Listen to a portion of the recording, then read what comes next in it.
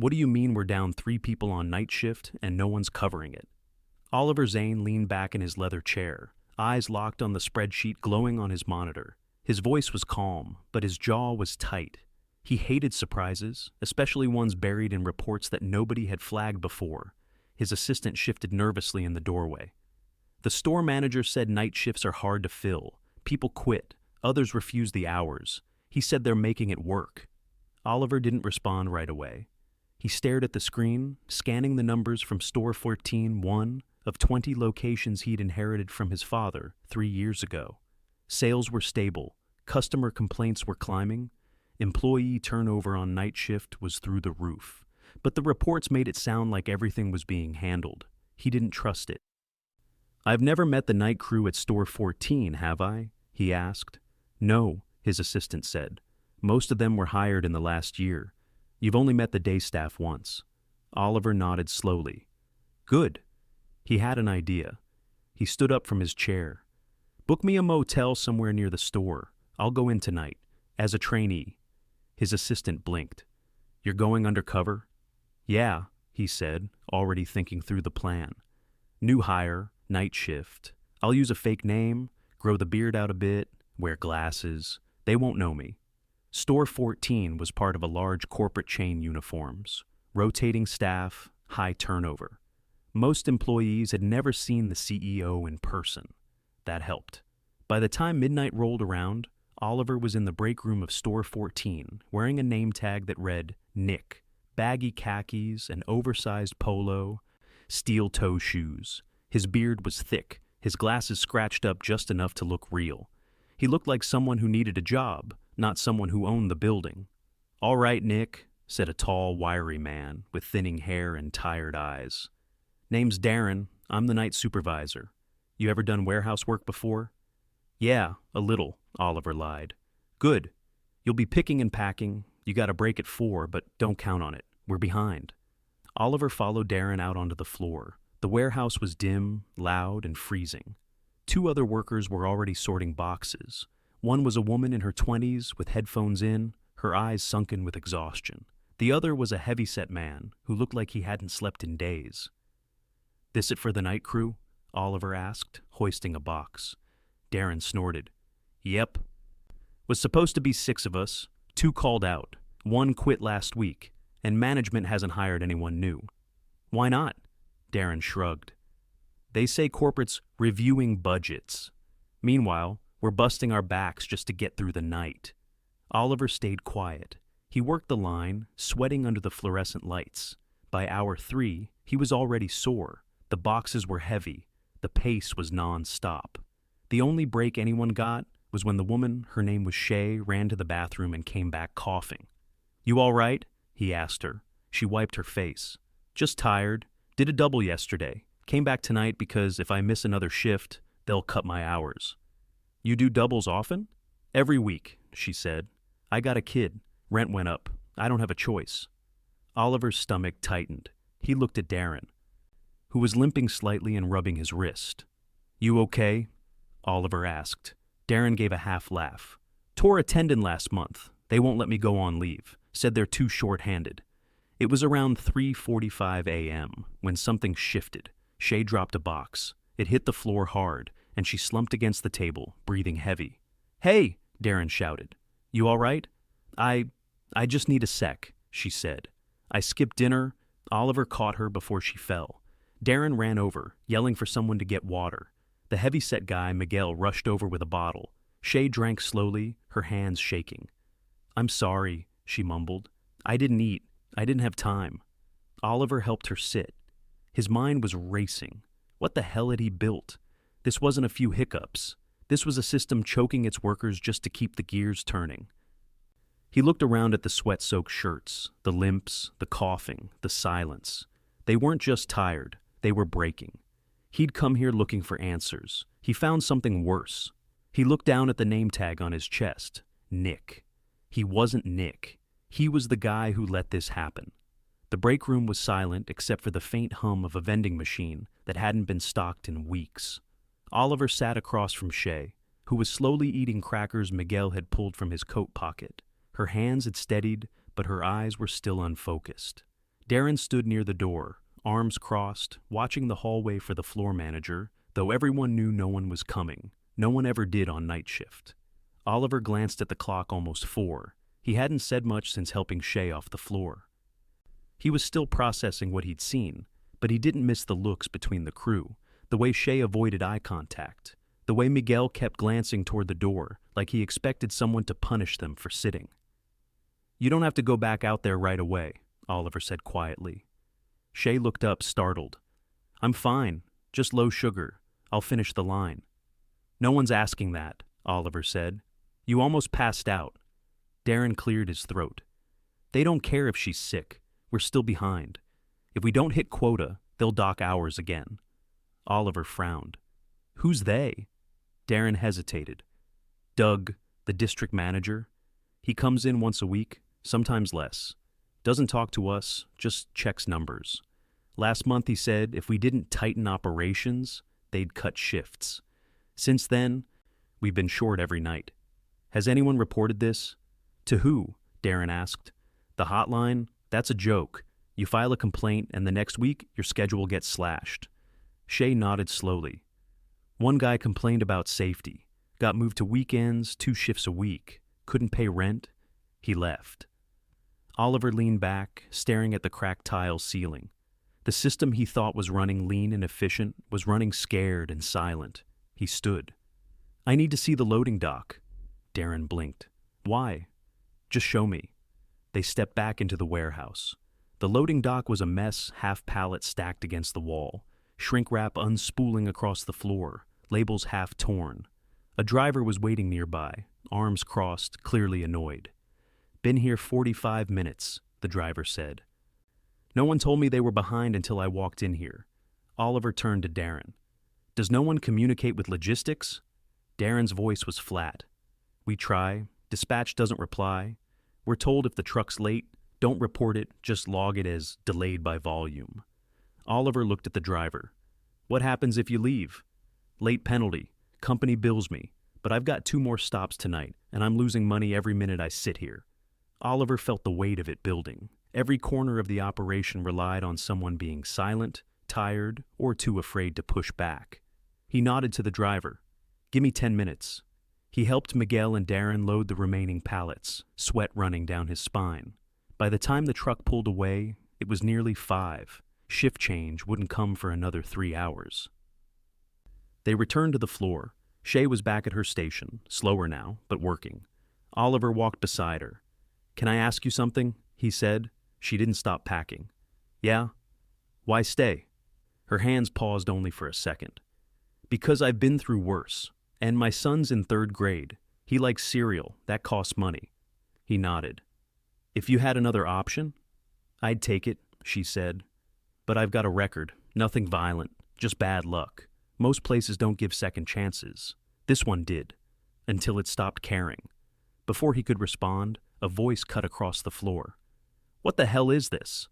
A man in his 50s with a silver tie and slicked back hair stepped onto the floor. He looked around like he'd just smelled something sour. Darren muttered under his breath. "Doug?" Doug walked straight past Shay and Miguel like they didn't exist. He stopped in front of Oliver. "Who are you?" "Nick," Oliver replied. "I don't recognize you.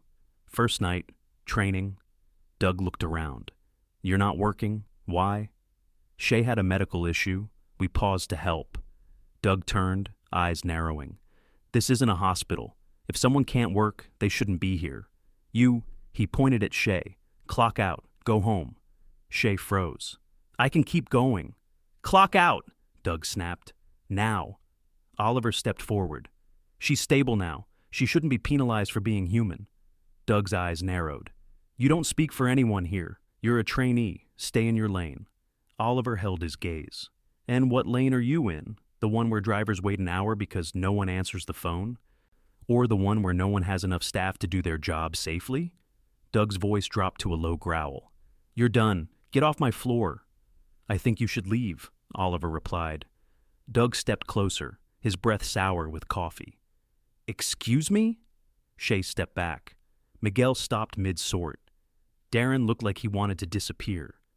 Oliver took off his glasses. Doug blinked. "What the?" Oliver peeled off the name tag. "I'm Oliver Zane," he said. "I own this company, and you're finished." Doug opened his mouth, then closed it, his face drained of color. "You've ignored staffing shortages. You've retaliated against complaints. You've created a culture where people work sick and injured because they're afraid to lose hours. That ends tonight," Doug stammered. "We've been under budget pressure." "Save it," Oliver said. "You had options. You chose fear." He turned to Darren. "Walk him out, now." Darren nodded, stepping forward without hesitation. Doug didn't argue. He just walked, head down, past every worker he'd ignored for months. Oliver turned back to the crew. "We're not shutting down the shift, but no one clocks out early. Everyone gets paid through end of shift. And any medical issues, we log them and we cover them. Full stop." Miguel looked stunned.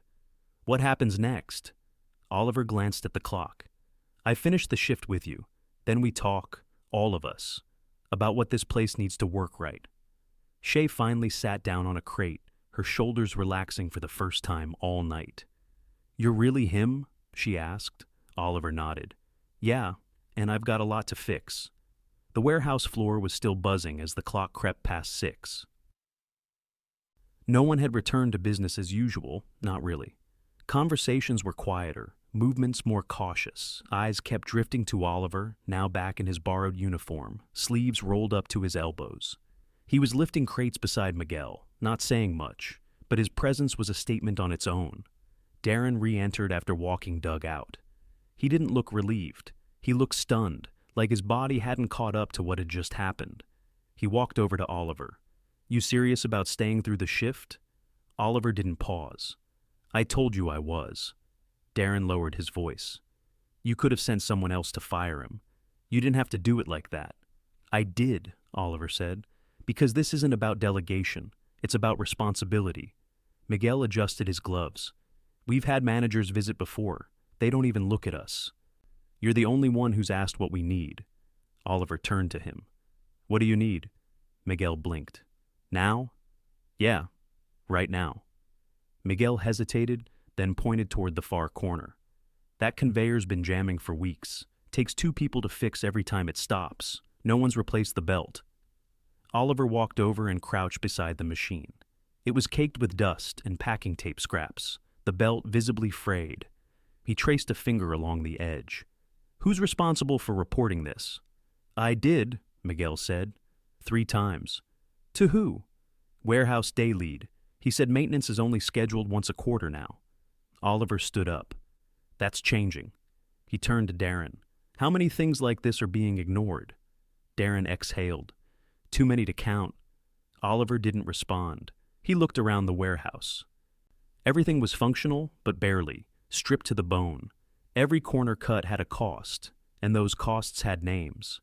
Shay, Miguel, Darren. He waved Shay over. "You doing all right?" he asked. She nodded, still pale but steadier than before. "I've got something I need you to see." He led her past the sorting stations and into the small upstairs office, where an old corkboard hung beside a dusty clock. The room overlooked the floor through a narrow glass pane. Shay stood just inside the doorway. Oliver pointed to the board. "What do you see?" "Outdated schedules, old safety posters, a sign-up sheet that hasn't been touched since February?" He nodded. "Exactly. No communication, no feedback, no channels for you to raise issues without fear." Shay frowned. "So, what happens next?" "You and I are going to change that," Oliver said. "You'll help me build a proper escalation path, one that doesn't go through people like Doug. You'll report directly to a new employee rep team, paid time for it, protected hours." She stared at him. "Why me?" "Because you're still here, and you care enough to keep showing up." She looked down at her shoes, then back at him. "I'm not a manager. I don't have a degree." "I'm not asking for that," he said. "I'm asking you to speak. I'll make sure someone listens." The intercom buzzed faintly. A driver was checking in at dock 2. Oliver paused. "Come with me." Downstairs, the driver, a woman with a shaved head and a clipboard tucked under one arm, waited with her back against the wall. "No one answered the bell," she said. "Didn't think anyone was here." Oliver greeted her. "We're a little short tonight." "What are you picking up?" Return pallets. Should have been ready half an hour ago. Darren hurried over, papers in hand. We didn't get any return orders. The driver swore under her breath. Figures. Dispatch doesn't tell anyone anything. Oliver turned to Darren. Do we have the pallets? If we do, they're buried behind outbound stock. Oliver looked at Shay. You know where they might be? She nodded. Follow me. Within minutes, they unearthed the returns, 3 pallets crammed behind a stack of mislabeled boxes. The labels were half torn, and the inventory codes didn't match. Shay pointed to the sticker. These were supposed to go last week. The driver crossed her arms. So, I'm late because someone didn't scan them correctly. Oliver grabbed the scanner from a nearby dock station. It's not the scanner, Shay said. Watch. She guided him through the process input. Scan, confirm. The system froze. There, she said. It hangs when the product code starts with B9. No one's fixed the bug. Oliver stared at the screen. How long's this been happening? Shay shrugged. Since I started? The driver shook her head. I've lost hours this month because of this. Oliver looked at Darren. Do we have a log of system glitches? No, Darren said. IT says they need formal tickets, but night shift doesn't have access. Oliver set the scanner down. That changes today. I'll get you full access, and I'll have the software team here tomorrow night, not during the day, when you're here, when the issues happen. The driver gave a short nod. About time someone paid attention. As she left, Miguel walked over, wiping his hands on a rag. Got a minute? He asked. Oliver nodded. Miguel glanced around to make sure no one else was too close. There's something else, about the new guy who quit last week. Oliver waited. He was getting pushed around, not physically, but the other night lead, Josh, kept calling him slow. Wouldn't train him right, gave him the worst tasks, told him he wasn't a fit for night shift. Did anyone report it? Miguel's jaw tightened. We didn't know who to go to. Josh said not to question his methods. Where's Josh now? On vacation. He's back next week. Oliver didn't hesitate. He won't be. I'll handle it. Miguel exhaled slowly. Thanks. Oliver turned back toward the floor. The lights overhead flickered faintly as the sun began to rise, casting a dull blue hue over the rows of stacked product. He gathered the crew in the break area. No speeches, just facts. We're rebuilding this shift from the ground up, he said. First step is hiring 4 more people. I've already approved it. Second, anyone who wants to apply for team lead, we're opening that process tomorrow. Transparent, no favoritism. And third, you'll each get a one-on-one with me or someone I trust this week, to talk, no filters. No one spoke. Then Miguel raised a hand. Will you come back? Oliver looked at him. Yes, but not as a surprise. Next time I walk in through the front door, not pretending to be someone else. Shay leaned forward, elbows on her knees. Why'd you hide who you were in the first place? Oliver met her eyes. Because I stopped trusting the reports, and I needed to see the truth with my own eyes. Not what people thought I wanted to hear. She nodded once, slowly. Then Darren stood up. If you're serious about fixing this, we'll back you. I am, Oliver said, and I'll prove it. He didn't say more than that. He didn't need to. The night was over, but the work had just begun. By the following Wednesday, Oliver was back at Store 14, this time in broad daylight, walking through the front entrance in pressed slacks and a navy jacket, not a thread of disguise in sight. He was greeted with stiff nods and cautious glances from the day crew, many of whom had only heard murmurs. The CEO had worked night shift, fired the district manager, and something big was coming. Inside the warehouse, the atmosphere was tense but alert. Word of Doug's removal had traveled fast. So had the news that Oliver had spent an entire night lifting boxes and sweating beside the workers. There were no cheers, no applause, just eyes that tracked him with measured curiosity, waiting to see if anything real would follow. He met with Darren and Shay in the small upstairs conference room, this time cleared of outdated flyers and stacked donut boxes. A whiteboard had been wheeled in. A notepad lay open on the table, with Darren's handwriting scrawled across the top. Night shift priorities. I started writing down the things we talked about, Darren said, standing beside it. But we figured you'd want to set the agenda. Oliver shook his head. No, you already did. He took a seat across from them and turned to Shay. How's your son doing? He's fine, she said carefully. Asked why I was home before sunrise yesterday. I told him it was a good thing. Oliver leaned forward. It is, and I meant what I said. I want you both helping guide the decisions we make from here. Darren folded his arms. What exactly does that look like?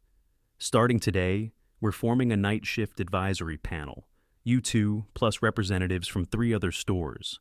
Every month you'll meet with me and the head of operations. Not HR, not some regional rep. Me. Shay raised an eyebrow. What if we disagree with you? Then I'll listen, Oliver said. I'm not here to be right. I'm here to fix what got broken. Darren nodded slowly. Fair enough? Oliver stood and walked over to the whiteboard. He read each bullet silently. Staffing gaps, equipment delays, scheduling pressure, no reporting structure. He picked up a marker and wrote one more item at the bottom. Respect. That's not a buzzword, he said. It's a requirement. From today forward, any abuse from supervisors, verbal, retaliatory, discriminatory, results in immediate termination. No warnings, no coaching plans. Gone. Shay tapped the table. That include the guy coming back from vacation, Josh?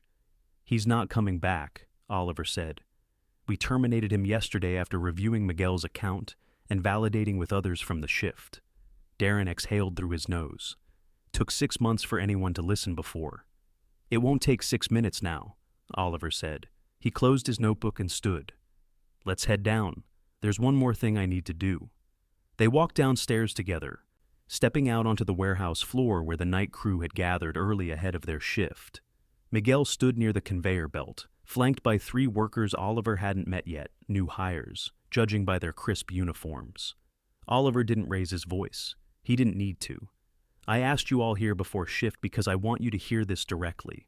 We are not patching things. We're rebuilding. He pointed to the new faces. These are your new teammates. Each of them was hired through a revised process where night shift staff reviewed applications. You'll train them, you'll support them, and we'll support all of you. He turned to Miguel. You'll be lead until we finish internal applications next week. You've earned that trust. Miguel's face didn't light up, but he nodded, eyes steady. A woman near the back crossed her arms. What about equipment? That belt's still jamming. Repairs begin Friday night, Oliver said. The entire maintenance rotation is being overhauled. We've already signed off on new scanning software, too. It's in pilot testing now. She lowered her arms, expression unchanged, but no longer closed off. Another worker stepped forward, a man with a narrow build and oil-stained boots. What happens if someone higher up ignores all this, like last time? They won't get the chance, Oliver said.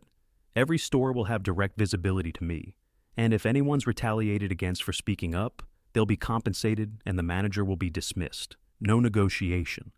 Shay stepped beside him. That's not just talk. I've seen it. The man nodded once, then turned and walked back to his station. The others followed.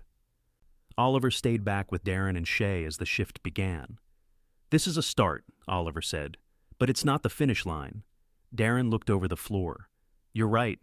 We've got a long way to go. Oliver looked at Shay. You still up for the advisory role? She gave a short nod. I'm not here to just survive this place anymore. I want to make it better, for everyone. Oliver extended a hand. Let's get to work. She shook it firmly. Later that week, Oliver sat in a small meeting room at corporate headquarters, surrounded by his executive team. There were no charts, no spreadsheets, just a printed memo on the table titled Night Operations Reform Plan. He looked around the room. From now on, no decisions about night shift will be made without input from night shift employees. That's not a suggestion. That's policy. One of the VPs frowned. You're setting a precedent. I am, Oliver said, and I want it to spread. Another executive leaned forward. What about stores that say they can't attract night workers? Labor's tight. Then we pay more, treat people better, and listen faster than anyone else. That's our edge now. The room fell quiet. Oliver closed the folder in front of him. We built this company on the backs of people working in the dark. It's time they stop being invisible. He stood and walked out without waiting for a response. Back at store 14, a new bulletin board had been installed in the break room. It was clean, framed, and well lit. At the top, a sign read, "Your voice, your shift." Below it were pinned schedules, maintenance updates, and a box labeled "Direct Feedback Read by CEO Only." Shay dropped a folded note inside before clocking in. It wasn't long, just a sentence. "Thanks for seeing us."